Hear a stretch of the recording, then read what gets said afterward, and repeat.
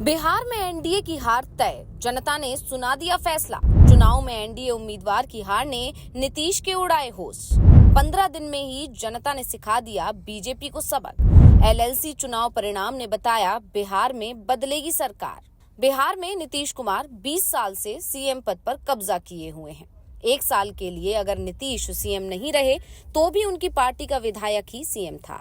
Nitish NDA में रहे या महागठबंधन में, लेकिन उन्होंने कुर्सी नहीं छोड़ी। ये भी कह सकते हैं कि कुर्सी बचाने के लिए नीतीश गठबंधन बदलते रहे।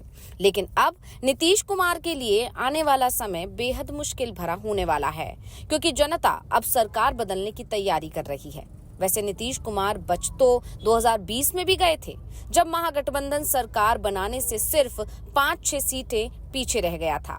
बिहार की 243 विधानसभा सीटों में से एनडीए सिर्फ 125 सीट जीत पाया था, यानी बहुमत से सिर्फ 3 सीट ज्यादा। अगर 3-4 सीट और एनडीए के हाथ से फिसल जाती तो 2020 में ही नीतीश विपक्ष में पहुंच जाते। लेकिन जो कमी 2020 में रह गई थी, उस कमी को जनता इस बार पूरा कर सकती है। और इसके संकेत बिहार में हुए विधान परिषद के चुनाव में मिल गए हैं, जहां जनता ने बता दिया कि उसके लिए पार्टी का कोई ज्यादा महत्व नहीं है। महत्व है कि नीतीश कुमार की पार्टी को हराने का दम किस उम्मीदवार में है। तो कैसे नीतीश कुमार की बढ़ने वाली हैं मुसीबतें, आज हम इसी रिपोर्ट में करेंगे इस पर बात, तो वीडियो को आखिर तक जरूर देखें। तो पहला सवाल, क्या अब नीतीश कुमार की सत्ता से विदाई का समय आ गया है? वैसे तो बिहार में विधानसभा के चुनाव 1 साल बाद यानी कि 2025 के आखिरी में होने हैं, लेकिन बिहार में जिस तरह से चुनावों की तैयारियां चल रही हैं, सभी दलों की तरफ से प्रचार अभी से तेज कर दिया गया है। उसके बाद दावा किया जा रहा है कि नीतीश कुमार समय से पहले विधानसभा चुनाव कराने का ऐलान भी कर सकते हैं। महाराष्ट्र चुनाव के नतीजे जब नहीं आए थे तो उस समय कहा जा रहा था कि दिसंबर के आखिर में नीतीश कुमार बिहार विधानसभा को भंग कर देते हैं और फिर फरवरी में दिल्ली के साथ विधानसभा चुनाव करा लेंगे, क्योंकि ये बात पहले से तय मानी जा रही है कि दिल्ली में बीजेपी को हार मिलने वाली है और विपक्ष का मनोबल ज्यादा ना बढ़े, इससे पहले ही नीतीश कुमार चुनाव के मैदान में कूदने का मन बना रहे हैं। लेकिन जिस तरह से महाराष्ट्र में बीजेपी और उसके गठबंधन को बड़ी जीत मिली है, उसने एनडीए में बीजेपी के सहयोगी दलों को परेशान कर दिया है। परेशान इसलिए कि अगर एनडीए को बड़ी जीत मिलती है तो बीजेपी सहयोगी से सीएम पद छीन सकती है, और जीत नहीं मिलती है तो वैसे ही सहयोगी के साथ विपक्ष में बैठने को तैयार है। और महाराष्ट्र में 1999 से 2014 तक 5 साल में जिस तरह से विपक्ष में बैठे बैठे बीजेपी ने अपने सहयोगी शिवसेना के साथ खेल कर दिया था, वैसा बिहार में भी हो सकता है। दरअसल महाराष्ट्र में 1990 के बाद से जब से बीजेपी और शिवसेना ने गठबंधन में चुनाव लड़ना शुरू किया था, तो सीधा फॉर्मूला था, शिवसेना 60% सीटों पर चुनाव लड़ती थी तो बीजेपी 40% पर। लेकिन 1999 के बाद 15 साल तक लगातार विपक्ष में बैठी रही एनडीए में बीजेपी ने शिवसेना के साथ खेल कर दिया।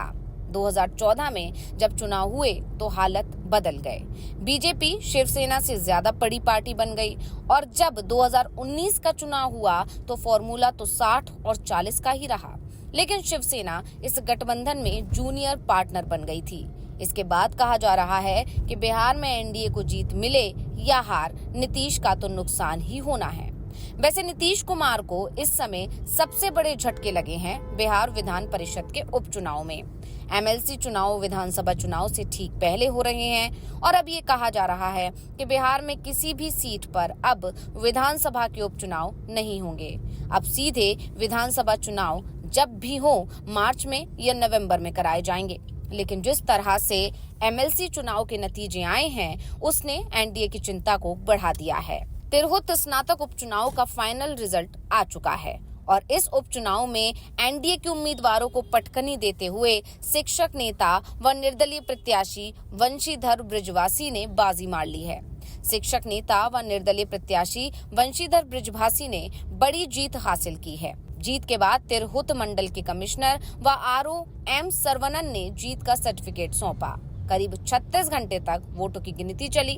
तिरहुत रीजन के कमिश्नर एम सरवनन ने बताया कि इस चुनाव में वंशीधर बृजवासी को जीत हासिल हुई है। उन्हें कुल 27,724 वोट आए और उन्होंने विजयी घोषित कर दिया है। वहीं जीत का सर्टिफिकेट मिलते ही वंशीधर बृजवासी ने सरकार पर हमला बोला और कहा कि ये जीत संघर्ष की जीत है। सरकार ने शिक्षकों को बहुत प्रताड़ित किया है। इसका जवाब शिक्षकों ने ही दिया है। साफ है, जिस तरह से वंशीधर ने चुनाव में जीत मिलने पर इसे नीतीश सरकार की हार बताया है, उसके बाद कहा जा रहा है कि आने वाले समय में जनता इसी तरह के झटके बिहार विधानसभा चुनाव में एनडीए को देने को तैयार है।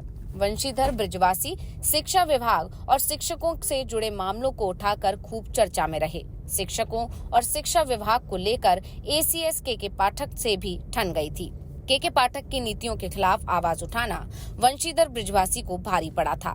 पहले उन्हें सस्पेंड किया गया और फिर जुलाई 2024 में नौकरी से बर्खास्त कर दिया गया।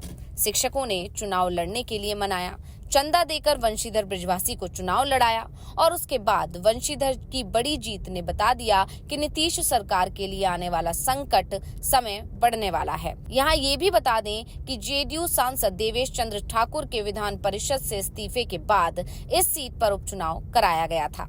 इस उपचुनाव में कुल 17 उम्मीदवार थे। 5 दिसंबर को इस सीट के तहत शिवहर, सीतामढ़ी, मुजफ्फरपुर और वैशाली में 197 बूथों पर करीब 48% मतदान हुआ था।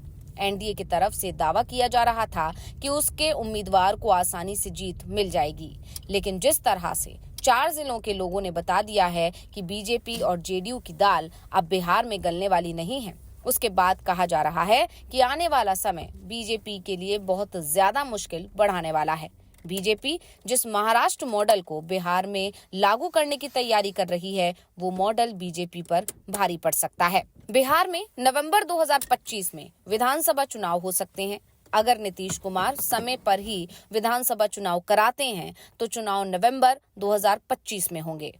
पहले कराए तो कब होंगे, ये नीतीश और बीजेपी को तय करना है, क्योंकि जब बीजेपी हाईकमान चाहेंगे कि बिहार की विधानसभा को भंग कर दिया जाएगा और विपक्ष तो पहले से ही कहता है कि चुनाव आयोग का काम सिर्फ चुनावों की तारीखों का ऐलान करना होता है।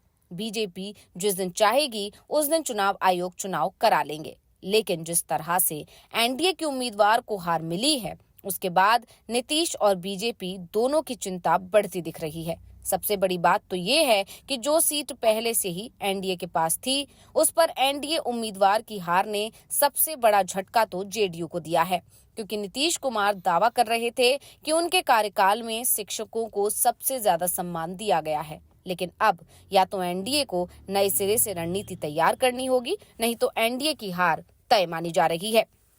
तो रिपोर्ट आपको कैसी लगी, हमें कमेंट करके अपनी राय जरूर दीजिएगा। इसी के साथ वीडियो को लाइक करें, वीडियो को शेयर करें और चैनल को सब्सक्राइब करना ना भूलें।